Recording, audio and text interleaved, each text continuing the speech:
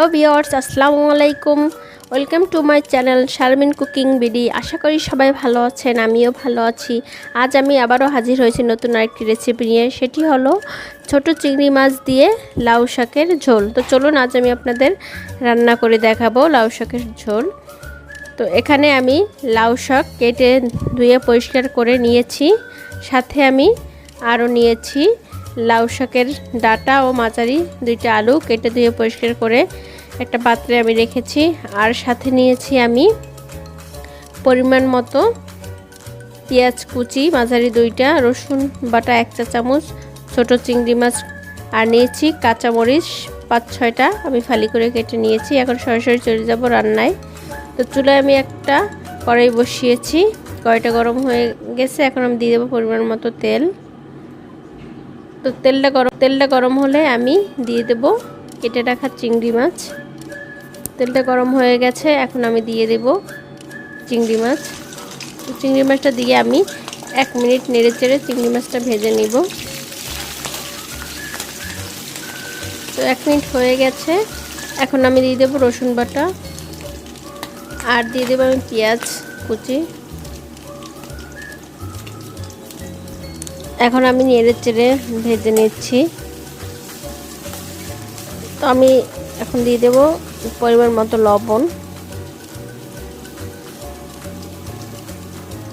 লবণ দিয়ে এখন আমি 3 থেকে 4 মিনিট ভালো করে নেড়ে চেড়ে ভেজে নেব। যতক্ষণ না পেঁয়াজটা কালারটা চেঞ্জ হয় ততক্ষণ পর্যন্ত আমি ভেজে নেব। তো আমার ভাজা প্রায় হয়ে গেছে, দেখেন পেঁয়াজের কালারটা চেঞ্জ হয়েছে। এখন দিয়ে দেবো আমি সামান্য পরিমাণ পানি।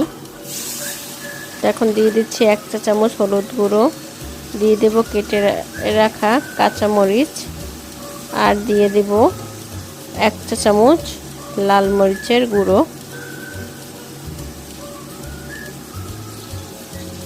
তো আমি 2 থেকে 3 মিনিট নেড়ে চেড়ে ভেজে নিচ্ছি। তবে এভাবে নেড়ে চেড়ে 2 থেকে 3 মিনিট কষিয়ে নিয়েছি। আমার কষানো হয়ে গেছে। এখন আমি দিয়ে দেব লাউ শাকের ডাঁটা ও আলুটা দিয়ে আমি ভালো করে কষিয়ে নিচ্ছি নেড়ে চেড়ে। এবার যে আমি একটা ঢাকনা দিয়ে ঢেকে 4 থেকে 5 মিনিট কষিয়ে নিব। তো একটা ঢাকনা দিয়ে আমি ঢেকে দিচ্ছি। চলে এসেছি 5 মিনিট পর। দেখেন আমার লাউ শাকের ডাঁটা ও আলুটা প্রায় সেদ্ধ হয়ে গেছে, দেখেন কালারটা চেঞ্জ হয়ে গেছে। তো এই পর্যায়ে আমি দিয়ে দেব পরিমাণ মতো পানি। তো আমি দিয়ে দিচ্ছি পরিমাণ মতো পানি। পানিটা ফুটে উঠলে আমি দিয়ে দেব কেটে রাখা লাউ শাকটা। পানিটা আবার ফুটে উঠেছে, এখন আমি দিয়ে দিচ্ছি কেটে রাখা লাউ শাক।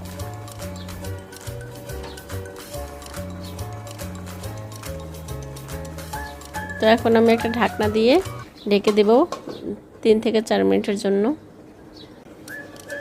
তো চলে এসেছি 3 থেকে 4 মিনিট পর। দেখেন শাকটা আমার হয়ে গেছে, শাকটা আমার সেদ্ধ হয়ে গেছে। তো শাকটাকে আমি ভালো করে নেড়ে চেড়ে দিচ্ছি।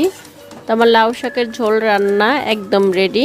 এখন আমি আপনাদের একটা সার্ভিং ডিশে পরিবেশন করে দেখাবো।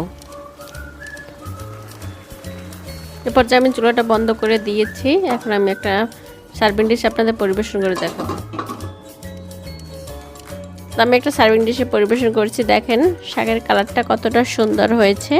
আপনারা বাসায় অবশ্যই ট্রাই করবেন, আশা করি ভালো লাগবে। আর আমার ভিডিওটা যদি ভালো লাগে অবশ্যই আমার চ্যানেলটা সাবস্ক্রাইব করে লাইক কমেন্ট শেয়ার করে দেবেন।